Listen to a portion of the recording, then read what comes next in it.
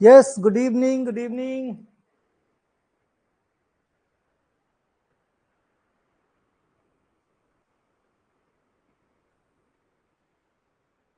Good evening. तो भाई, drug acting on peripheral nervous system, cholinergic drugs, lecture number second. अब बताओ मुझे, न्यूरो ह्यूमोरल ट्रांसमिशन जो बताया गया था उसमें किसी तरह का कोई डाउट है क्या? न्यूरो ह्यूमोरल ट्रांसमिशन जो बताया गया था उसमें कोई डाउट है किसी को?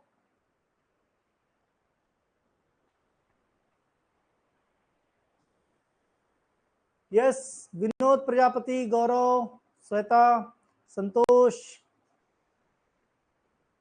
कॉलेज में बहुत बेकार पढ़ाते हैं। देखो, कॉलेज में क्या पढ़ाते हैं उसके लिए परेशान मत हो। यहां तुम्हारे जितने भी सब्जेक्ट हैं, हर सब्जेक्ट का 100% कॉन्सेप्ट क्लियर करने की जिम्मेदारी और गारंटी दोनों मेरी है। किसी एक सब्जेक्ट की बात नहीं कर रहा हूं, सभी सब्जेक्ट। और सभी सब्जेक्ट में तुम्हारे कितने आते हैं तुमको पता है ना? अगर आप यूपीबीटी से हो तो 6+1, और अगर आप अनदर किसी भी बोर्ड से हो तो आपके 6 सब्जेक्ट। ठीक है। एक बार श्वेता रिवाइज करा दे। ठीक है भाई, रिवाइज करा देते हैं। चलो ठीक है, देखो ध्यान से एक बार शॉर्ट में रिवाइज करा देते हैं ना। ठीक, प्री साइनेप्टिक नर्व है, ये पोस्ट साइनेप्टिक है। क्या है? प्री साइनेप्टिक और ये पोस्ट साइनेप्टिक। ठीक है, ये एक न्यूरॉन है, ये दूसरा न्यूरॉन है, ये ध्यान रखना है ना, ये अलग अलग न्यूरॉन है। ठीक, अब यहां पे क्या होता है भाई, सोडियम गेट है।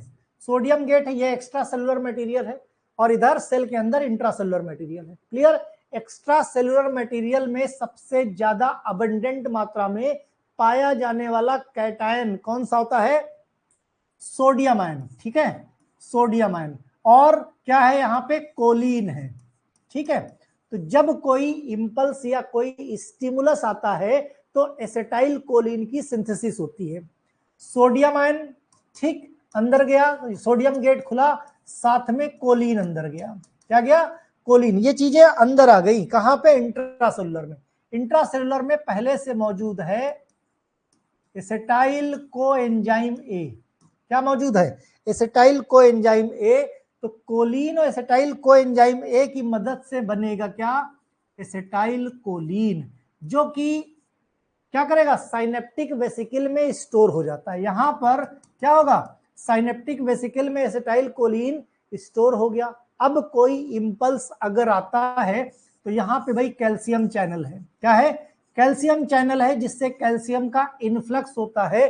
कैल्शियम तुम्हारा अंदर चला गया, जिसकी वजह से वोल्टेज ग्रेडियंट एक जनरेट हो गया, concentration difference, voltage gradient generate हो गया, जिसकी वजह से ये जो साइनेप्टिक वेसिकल है स्टिक कर जाएगी इस न्यूरोनल वॉल से। उसके बाद यहां से रिलीज होगा क्या? Acetyl choline. कहां रिलीज होगा? इसको बोलते हैं साइनेप्स या साइनेप्टिक क्लेफ्ट या साइनेप्टिक स्पेस। दो न्यूरॉन के बीच में जो स्पेस है इसको क्या बोलते हैं? साइनेप्टिक क्लेफ्ट या साइनेप्टिक स्पेस बोलते हैं। एसिटाइल कोलिन आया। कोलिनर्जिक सिस्टम के दोनों तरह के रिसेप्टर के बारे में हमने कल ही आपको बता दिया, और बताया भी था कि उसको A4 साइज पे लिख लेना और उनकी लोकेशन और उनके काम याद कर लेना। क्लियर है? तो दो तरह के हैं, एक हो गया निकोटिनिक रिसेप्टर, दूसरा हो गया मस्करिनिक रिसेप्टर।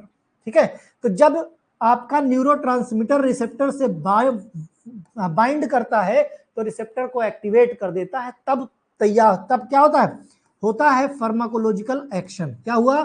Pharmacological action. ठीक है, जितना एक्सेस है वो रीअपटेक हो जाता है। क्या हो जाता है?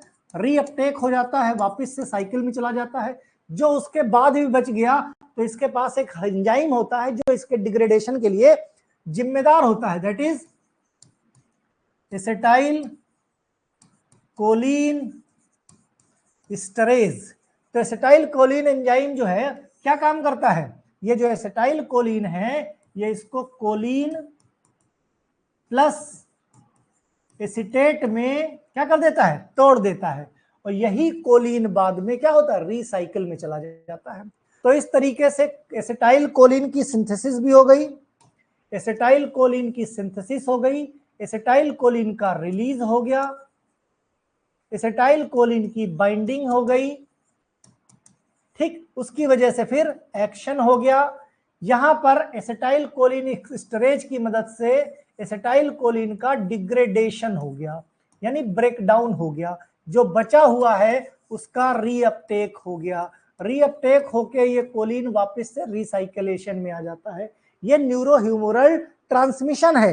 किसी भी सिस्टम में, चाहे हम कोलिनर्जिक सिस्टम पढ़ें चाहे एड्रिनर्जिक सिस्टम पढ़ें, है ना, XYZ, चाहे drug acting on central nervous system की बात हो, चाहे drug acting on peripheral nervous system की बात हो, चाहे किसी भी सिस्टम की बात हो, राइट। तो यहां पर ये न्यूरोह्यूमरल ट्रांसमिशन जानना और समझना जरूरी है। आई होप ये तीसरी बार रिवाइज करा रहे हो तुम लोग, अब इसके बाद नहीं, है ना। तो उम्मीद यही करता हूं कि अब समझ में आ गया होगा। अब न्यूरोह्यूमरल ट्रांसमिशन अगर तुमको समझ में आ गया तो फिर आगे बात करते हैं भाई, है ना।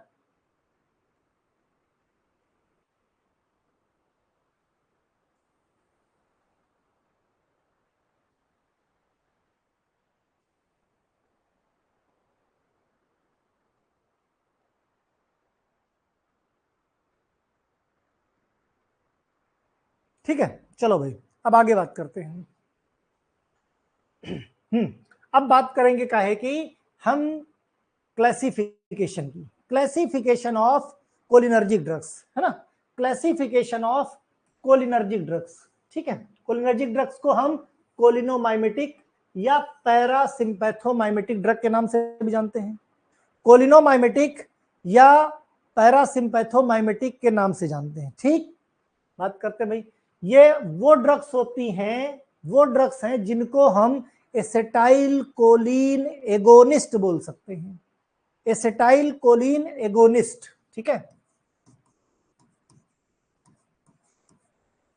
Acetyl Colin agonist. ठीक, मतलब ये एसेटाइल कोलिन की तरह काम करती हैं, एसेटाइल कोलिन की तरह काम करती हैं, है ना। विकास क्लास को डिस्टर्ब मत करो, रिजल्ट तो कभी भी आना था बेटा, मैंने तो पहले भी बता रखा था, है ना, कभी भी आ सकता है। ठीक है, ठीक है, एसेटाइल कोलिन एगोनिस्ट यानी कोलिनर्जिक ड्रग्स दो पार्ट में बांट दिया गया। एक हो गया डायरेक्ट एक्टिंग। भाई सिंपल सी बात समझो, एक सिंपल सी चीज समझने की कोशिश करो। भाई ये ड्रग्स किस तरीके से काम करेंगी, तुम्हारा काम करने का जो तरीका है, सिंपल सी चीज, हमको क्या करनी है, हमको एसेटाइल कोलिन की कंसंट्रेशन बढ़ा देनी है। कोई भी ड्रग किस तरीके से काम करेगी, किस तरीके से, भाई एगोनिस्ट का मतलब एसेटाइल कोलिन की तरह काम करेंगी, मतलब एसेटाइल कोलिन के काम को बढ़ा देंगी। तो किस तरह बढ़ाया जा सकता है, एक तो डायरेक्ट एक्टिंग है, डायरेक्ट एक्टिंग ऐसी ड्रग है जो डायरेक्ट एसेटाइल कोलिन की सिंथेसिस को बढ़ा देंगी, जिसकी वजह से काम ज्यादा तेजी से होगा। दूसरी होती इनडायरेक्ट एक्टिंग। इनडायरेक्ट एक्टिंग में क्या हो सकता है, वो डायरेक्ट सिंथेसिस नहीं बढ़ा रही है, वो क्या कर रही है, यहां पर जो एक्सेस में एसेटाइल कोलिन पड़ा है उस एसेटाइल कोलिन के डिग्रेडेशन को रोक दे रही है। एसेटाइल कोलिन के, भाई यहां पर मेन मुद्दा क्या है, मेन मुद्दा है कि ये जो साइनेप्टिक क्लेफ्ट है, रिसेप्टर के पास एसेटाइल कोलिन की कंसंट्रेशन होनी चाहिए।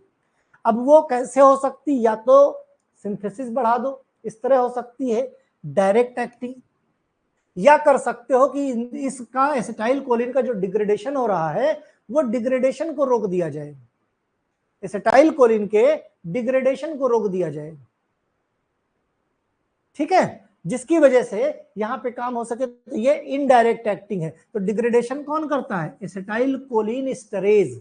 तो ये ड्रग्स क्या काम करती हैं, एसिटाइल कोलिन एस्टरेज इनहिबिटर है, मतलब उसको नहीं रिलीज होने देते, जिसकी वजह से भी एसिटाइल कोलिन की कंसंट्रेशन बढ़ी रहेगी। अब ड्रग्स के बारे में बात करते हैं, जो वेरी इंपॉर्टेंट है, क्लासिफिकेशन आपको लिखना होगा, direct acting, indirect acting. Indirect acting में रिवर्सिबल ड्रग और इरिवर्सिबल ड्रग।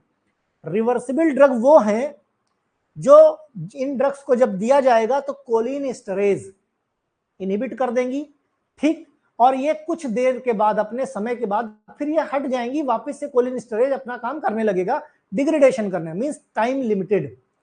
और ये इरिवर्सिबल ड्रग कहने का मतलब एक बार ये रिसेप्टर से जाके बाइंड हो गई कि भाई एसिटाइल कोलिन रिलीज नहीं होने देंगे, तो फिर लाइफ टाइम इरिवर्सिबल है, ये रिवर्स नहीं हो सकती, लाइफ टाइम उस रिसेप्टर से, उस जगह से एसिटाइल, उस न्यूरॉन से acetyl choline esterase enzyme release नहीं हो सकता, ठीक है। अब ड्रग्स कौन सी है डायरेक्ट एक्टिंग में? एसिटाइल कोलिन, बेथनाकॉल, मिथाकॉल, मस्करीन, पिलोकार्पिन, कार्बाकॉल, ये ड्रग्स है कौन सी डायरेक्ट एक्टिंग। रिवर्सिबल में फाइसोस्टिग्मिन, नियोस्टिग्मिन, इथियोपिएट, पाइरिडोस्टिग्मिन और टाइक्रिन। इरिवर्सिबल में दो कैटेगरी हैं, एक ऑर्गेनोफॉस्फेट जिसमें डाइफ्लॉस, पैराथियन, मेलाथियन। अगली कैटेगरी आती है कार्बामेट्स जिसमें एक ही ड्रग है, कार्बरिल। ये दोनों कैटेगरी क्या हैं? एसिटाइल कोलिन एस्टरेज इनहिबिटर है ना, यानी ये क्या करती है? डिग्रेडेशन को रोक देती हैं। ये क्या कर रही है? ये एसिटाइल कोलिन की सिंथेसिस को बढ़ा दे रहे डायरेक्ट एक्टिंग, ठीक है। तो क्लासिफिकेशन याद रहे, फार्माकोलॉजी में सिर्फ क्लासिफिकेशन ही ऐसी चीज है जो आपको पढ़नी है, बाकी सबको रटने का तरीका, सबको पढ़ने का, बताने का तरीका मैं आपको बता दूंगा, चाहे फार्माकोलॉजिकल एक्शन हो, चाहे इंडिकेशन हो, चाहे कॉन्ट्रा इंडिकेशन हो, चाहे डोज हो, चाहे डेफिनेशन हो, सब बता दूंगा। लेकिन क्लासिफिकेशन तुमको याद करना पड़ेगा। इसको भी याद करने के लिए तरीका, पहली ड्रग है डायरेक्ट एक्टिंग एसिटाइल कोलिन, भाई कैसे याद करोगे? All brave man must protect community, जितने बहादुर लोग हैं वो कम्युनिटी को प्रोटेक्ट करते हैं। All brave man must protect community, कैसे?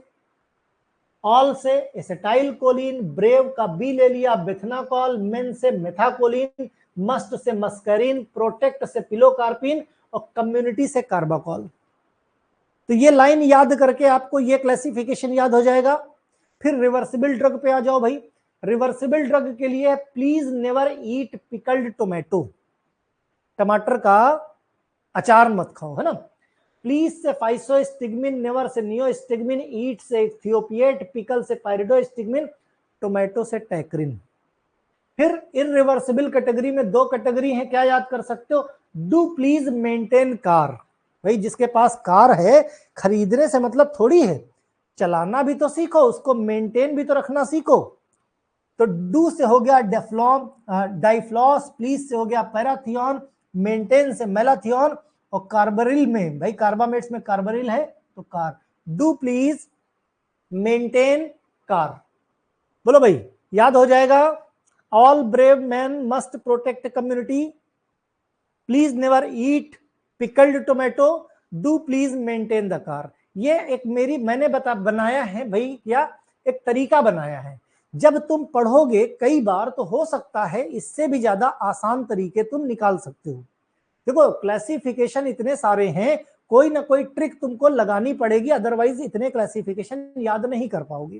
तो याद करने की जस्ट मैंने एक ट्रिक बताई है, कोशिश है हमारी में भी कि तुम में से बहुत सारे बच्चे ऐसे भी हैं जो इससे कहीं ज्यादा अच्छी ट्रिक निकाल सकते हैं। तो अपने अपने हिसाब से, मुद्दा सिर्फ ये है कि क्लासिफिकेशन किसी भी तरीके से याद होना चाहिए। ये पेपर में भी पूछा जाता है, एड्रेनर्जिक और कोलिनर्जिक वैसे भी बहुत ज्यादा इंपॉर्टेंट है। तो आई होप एक दो बार इसको देखोगे, न्यूमेनिक्स इसके ट्रिक देखोगे तो याद हो जाएगा। क्लियर है पॉइंट ना? कोलिनर्जिक का क्लासिफिकेशन, मैं हमेशा बोलता हूं कि मेन चीज फार्माकोलॉजी में क्लासिफिकेशन होती है। क्लासिफिकेशन याद हो गया इट मीन सब कुछ याद हो गया। इसीलिए जितने भी क्लासिफिकेशन फार्माकोलॉजी में है सब ट्रिक के साथ बताऊंगा, है ना। क्लासिफिकेशन हो गया, अब आ जाओ भाई फार्माकोलॉजिकल एक्शन में। आपको मालूम है इसमें दो तरह के रिसेप्टर्स होते हैं, एक होता है मस्करिनिक रिसेप्टर, दूसरा होता है निकोटिनिक रिसेप्टर।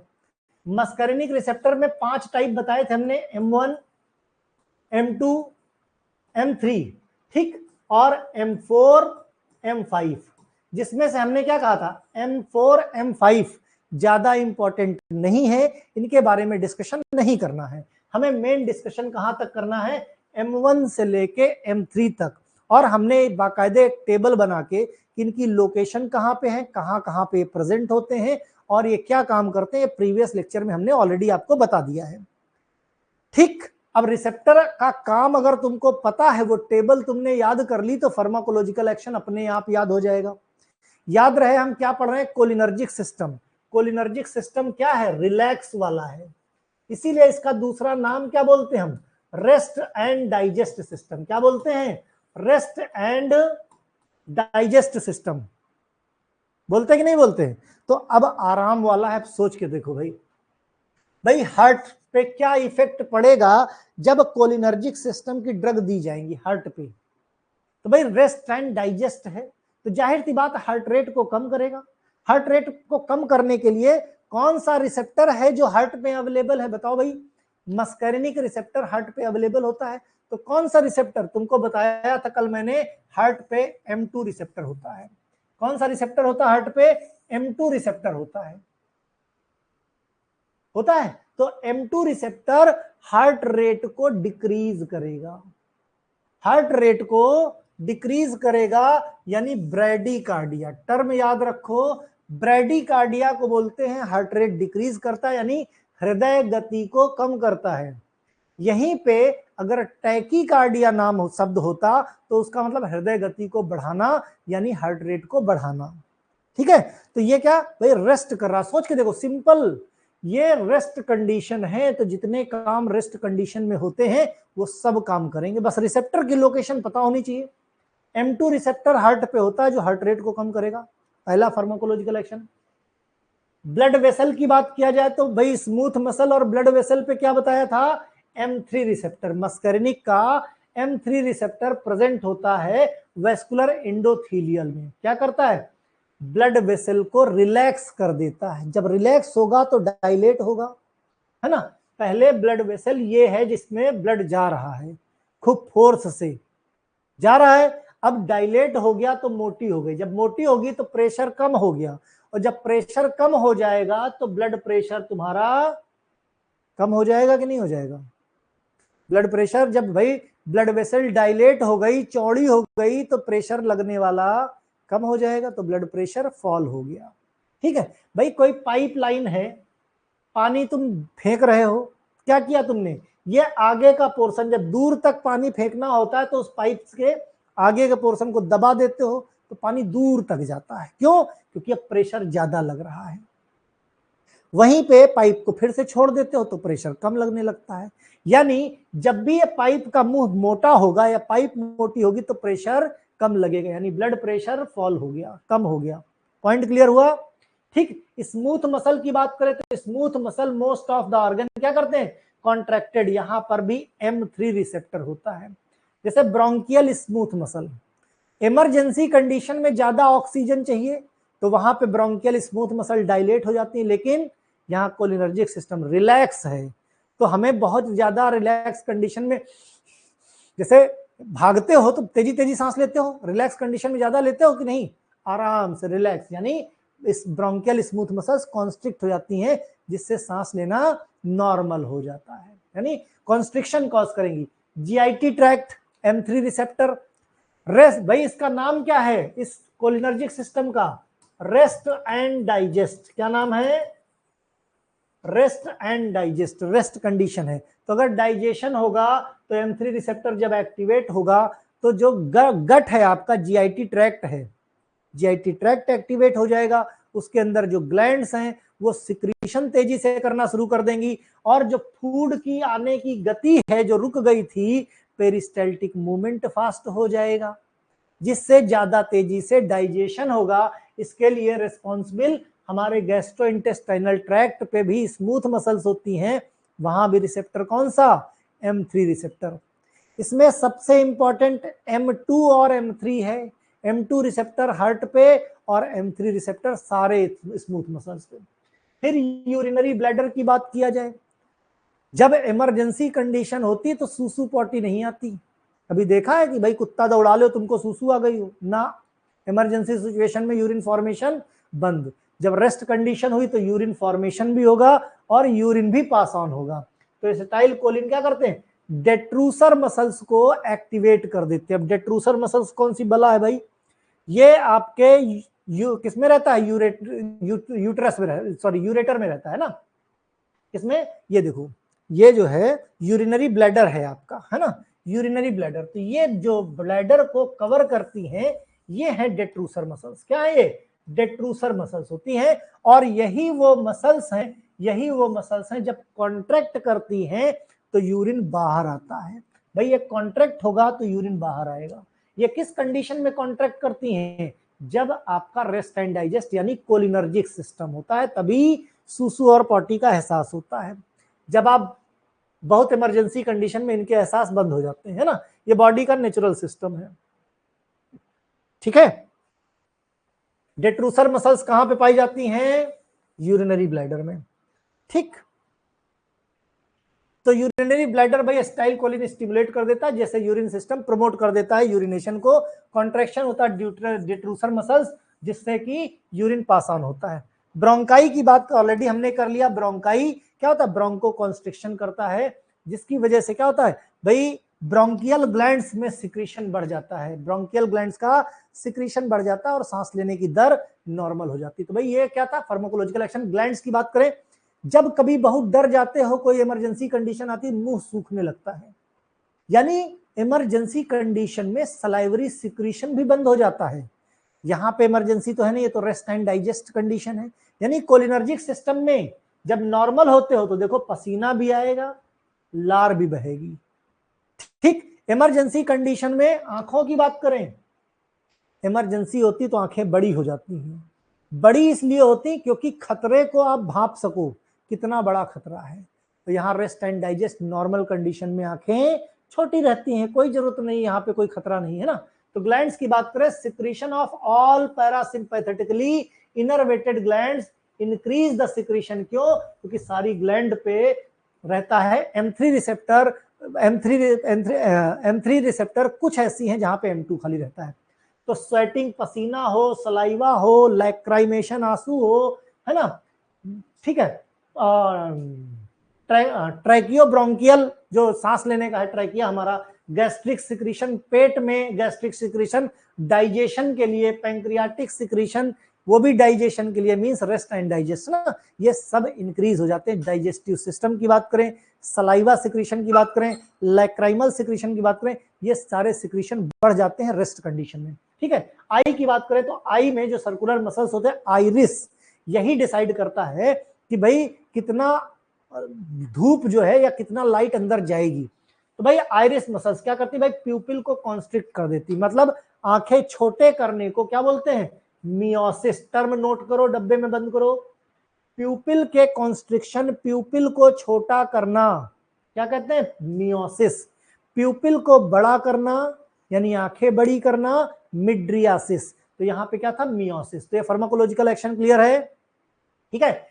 अब ये बात रही मस्करिनिक रिसेप्टर। निकोटिनिक रिसेप्टर दो तरीके के, एक तुम्हारा NN है, एक तुम्हारा NM है। NM किस पे? स्केलेटल मसल पे, और NN किस पे? ऑटोनॉमिक गैंग्लिया पे।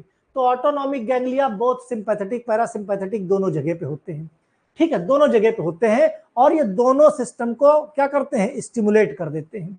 अगर एसिटाइल कोलिन की डोज हाई दे दी जाए एट्रोपिन देने के बाद, एट्रोपिन देने के बाद तो क्या होगा? दिल की धड़कन तेज हो जाएगी। क्यों? क्योंकि ये ऑटोनॉमिक गैंग्लिया पे है, ऑटोनॉमिक गैंग्लिया पे है, जिसकी वजह से ब्लड प्रेशर बढ़ जाता है due to sympathetic ganglia stimulation, catecholamine release. Means sympathetic system जब भी एक्टिवेट होगा हार्ट रेट बढ़ेगी, कोलिनर्जिक सिस्टम जब भी एक्टिवेट होगा हार्ट रेट आपकी घटेगी। स्केलेटल मसल पे बात करें, जैसे आईवी इंजेक्शन दिया, कोई खास प्रभाव नहीं पड़ता स्केलेटल मसल पे। एसिटाइल कोलिन रैपिडली हाइड्रोलाइज हो जाता है। कैसे हाइड्रोलाइज हो जाता है? एसिटाइल कोलिन स्टरेज की मदद से, राइट। कुछ पार्ट HAP और केमिस्ट्री का भी, यस बिल्कुल भाई। देखो मैंने क्या कहा, एक चीज ध्यान रखो, बिना ह्यूमन एनाटॉमी एंड फिजियोलॉजी को जाने हुए आपको फार्माकोलॉजी नहीं आ सकती। भाई आप अपनी बॉडी का सिस्टम जान पाओगे तभी तो आपके अंदर ड्रग किस तरीके से काम कर रही है आपको पता चल पाएगा। बॉडी में ही दवा जा रही ना, अगर बॉडी की फिजियोलॉजी नहीं पता, इसीलिए फर्स्ट ईयर में पहले फिजियोलॉजी पढ़ाई जाती है, ड्रग की केमिस्ट्री पढ़ाई जाती है, फिर सेकेंड ईयर में फार्माकोलॉजी है। इसी तरह डिजाइन किया गया है सिलेबस आपका। अब ऐसा थोड़ी फार्माकोलॉजी पहले पढ़ा दिया जाए फिर एचएपी, पहले बॉडी के बारे में जानो, फार्मास्यूटिक्स में ड्रग के बारे में जानो, केमिस्ट्री में ड्रग की केमिस्ट्री के बारे में जानो, तब उन सब चीजों का मिश्रण बना के यहाँ पे फार्माकोलॉजी और फार्माकोथेरेपेटिक्स में उसका इंप्लीमेंटेशन करो। इसलिए बनाया गया है सिलेबस इस तरीके का, ठीक है। तो स्केलेटल मसल पे कोई खास प्रभाव नहीं पड़ता, लेकिन जब कभी इंट्रा आर्टेरियल इंजेक्शन आर्टरी में दिया जाता है तो फिर थोड़ा सा मांसपेशियों में झटका या फिर सिकुड़न महसूस होती है। फिर भी मस्करिनिक रिसेप्टर इंपॉर्टेंट है, निकोटिनिक रिसेप्टर पे क्वेश्चन नहीं पूछा जाता, चूंकि सिलेबस का पार्ट है इसलिए मैंने इंक्लूड कर दिया।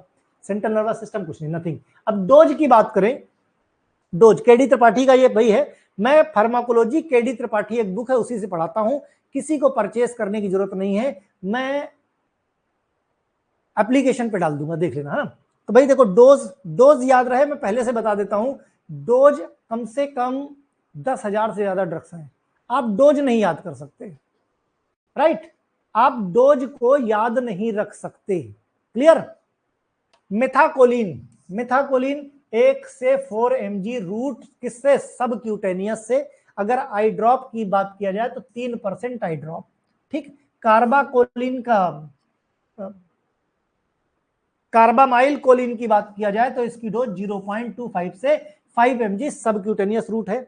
बेथनेकॉल की बात किया जाए तो 2.5 से 30 mg सब क्यूटेनियस, और पिलोकार्पिन की बात की जाए तो ये आई ड्रॉप में यूज होती है, आई ड्रॉप में यूज होती है 4%। तो ये याद नहीं होगी तुमको, बहुत सारी हैं, तो इनका एग्जाम टाइम पे मैं तरीका बता दूंगा कि किस तरीके से आपको ड्रग की डोज लिखनी है, राइट, कि ड्रग की डोज कैसे लिखनी है। तो ये पोर्शन ऐसा है कि इसको छोड़ दो, एग्जाम टाइम पे ही समझाऊंगा तभी समझ में आएगा। बाकी इतनी सारी ड्रग्स है, सबके पॉसिबल ही नहीं है कि तुम सबकी डोज याद रख पाओ, है ना। फिर बात आती है indication and Contra indication. Indication का मतलब ये होता है कि वो कौन से लक्षण हैं, वो कौन से सिम्टम हैं जिनके दिखाई देने पे आपको दवा लेनी है। कॉन्ट्रा इंडिकेशन का मतलब वो कौन सी कंडीशन है जिन पे आपको दवा नहीं लेनी है ना। तो इंडिकेशन का मतलब किसी को माइस्थेनिया ग्रेविस है तो कोलिनर्जिक सिस्टम की, भाई एसिटाइल कोलिन की कमी की वजह से माइस्थेनिया ग्रेविस हो जाता है ना। तो आपको क्या करना है, एसिटाइल कोलिन एगोनिस्ट लेने हैं। Antidote of non depolarizing neuromuscular blockers, neuromuscular blocker जो है जैसे क्यूरारे हो गया, न्यूरोमस्कुलर ब्लॉकर आगे हम पढ़ेंगे, जब उसकी ओवरडोज हो जाती है, स्केलेटल मसल रिलैक्स हो जाते हैं, नहीं काम करते, उस कंडीशन पे कौन सी ड्रग देते हैं, एसिटाइल कोलिन देते हैं, जो स्केलेटल मसल पे काम करते हैं। कौन सा receptor, NM receptor, NM receptor, और वापस से कॉन्ट्रैक्शन और रिलैक्सेशन करते हैं, ठीक है। Treatment of mild to moderate Alzheimer disease, किसी को अगर एल्जाइमर डिजीज है वो भी एसिटाइल कोलिन की डेफिशिएंसी से होती है। Increase the survival after exposure of nerve gas, अगर कहीं नर्व गैस मींस कोई अगर गैस ज्यादा जो आपके न्यूरोनल सिस्टम पे अटैक करी है, उसका एक्सपोजर ज्यादा हो गया तो भी हम एसिटाइल कोलिन एगोनिस्ट देते हैं, एसिटाइल कोलिन एगोनिस्ट देते हैं, जिससे पर्सन वापस से सर्वाइव कर जाए। किसी को बेलाडोना की पॉइजनिंग हो गई है, किसी को सांप ने काट लिया है, तो नियोस्टिग्मिन और एट्रोपिन देते हैं, जिससे पेशेंट की रेस्पिरेटरी पैरालिसिस बच जाए, रेस्पिरेटरी पैरालिसिस ना होने पाए, सांस चलती रहे। बेलाडोना की पॉइजनिंग अगर हो जाए तो फाइसोस्टिग्मिन को आईवी रूट से रिपीटेडली देते हैं एज ए एंटीडोट। तो ये तो भाई सिम्टम रहे कि कब आपको देना है। कॉन्ट्रा इंडिकेशन में कब नहीं देना है, तो याद रखो कब नहीं देना, कोई पेशेंट का लीवर खराब हो, कोई पेशेंट की किडनी खराब हो, कोई प्रेग्नेंट मदर है, कोई ऐसी फीमेल है जो बच्चे को दूध पिलाती यानी लैक्टेटिंग मदर है ना, या कोई पेशेंट ऐसा जो इम्यूनो कॉम्प्रोमाइज है। ये वो कॉन्ट्रा इंडिकेशन है जो कॉमन है, जितनी भी फार्माकोलॉजी में ड्रग्स है सब में चिपका सकते हो। जो हमने 4-5 कॉन्ट्रा इंडिकेशन बताए ये सब में चिपका सकते हो, सब पे लिख सकते हो, ठीक है।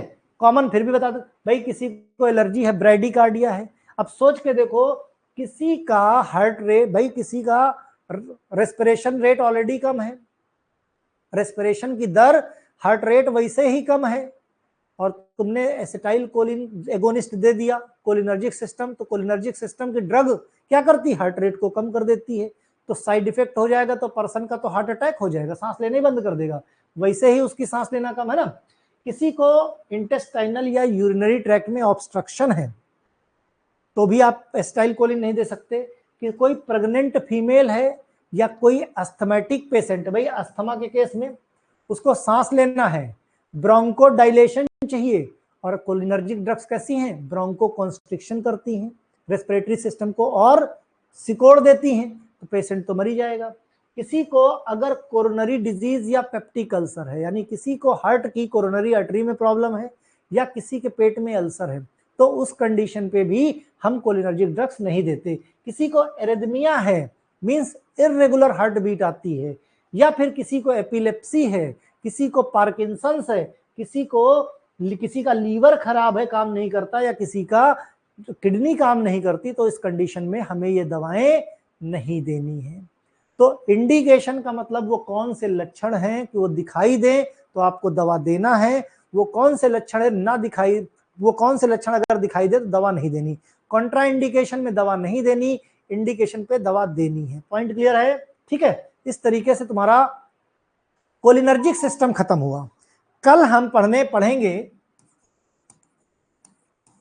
एंटी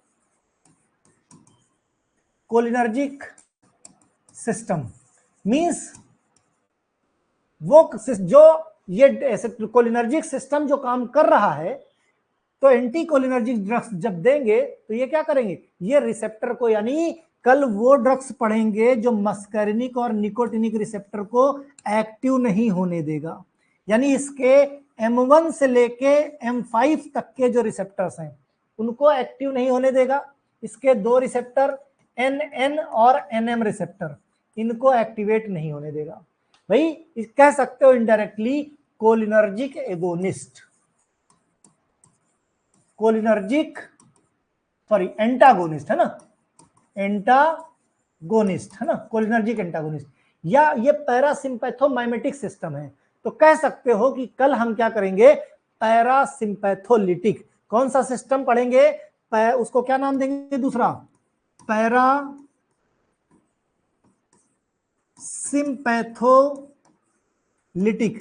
ध्यान रहे कि जैसे ही पैरासिम्पैथोमाइमेटिक खत्म हो गया, पैरासिम्पैथोलिटिक, ये दो टॉपिक यानी कोलिनर्जिक सिस्टम खत्म तुम्हारा, है ना। भाई एगोनिस्ट और एंटागोनिस्ट पढ़ लिया तो एक सिस्टम पढ़ा, तो कल ही हम कोशिश करेंगे कि थोड़ा टाइम निकाल के इसके मल्टीपल चॉइस क्वेश्चन, तो थोड़े थोड़े से टॉपिक करेंगे, उसके एमसीक्यू करते जाएंगे ना, तो तैयार हो जाएगा। ठीक है, कल क्लोज, अच्छा कल 15 अगस्त देखते हैं, है ना, कोई जरूरी नहीं कि क्लोज रहे 15 अगस्त पे, 2-4 प्रोग्राम है, अगर समय से खत्म हो गए तो क्लास चलेगी, नहीं हुआ तो नोटिफिकेशन मिल जाएगा, है ना। वैसे चांसेस पूरे हैं कि बंद नहीं रहेगा, ठीक हो भी सकता है, खैर अभी कोई इतना खास चल भी नहीं रहा है ना, तो भी सकता है। अगर चला तो ये टॉपिक रहेगा, तो थोड़ा सा देख लेना, प्री रिकॉर्डेड लेक्चर्स में ये लेक्चर पढ़े हुए हैं, एक बार देख लोगे तो तुमको और अच्छे से समझ में आ जाएगा। ठीक, तो अगर कल चला तो फिर इसका मल्टीपल चॉइस। मीनवाइल रिवाइज करते रहो, दोस्तों को शेयर करते रहो, और कोई भी समस्या हो तो दिन में 10 से 11 में मुझसे फोन पे बात कर सकते हो, अपनी समस्या का समाधान ले सकते हो। कल आजाद हुए तो पढ़ाई से भी आजादी। अच्छा चलो, जैसा होगा बता दूंगा, है ना। ठीक, चलो भाई, बाय बाय।